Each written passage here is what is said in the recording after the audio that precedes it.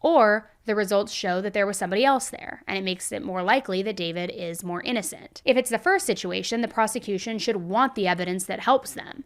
And if it's the latter, you'd think that they want to avoid convicting an innocent man. But for whatever reason, they didn't want to see what the results were. The system did detect DNA that hadn't been found earlier. The prosecutors were wrong.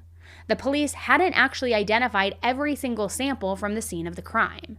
And the DNA that was on that sweater came from a man in his 30s named Charles Bonnet. And it turned out that Charles was a convicted felon who lived about 10 minutes away in New Albany.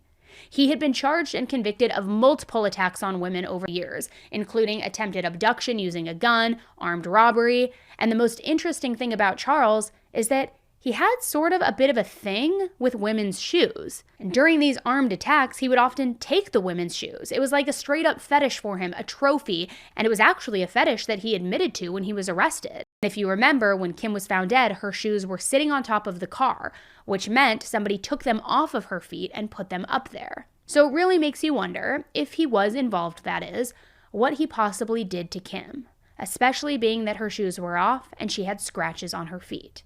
I also wonder why he didn't take the shoes with him, since he was known to do that before. At the time of the murders, Charles was out on parole,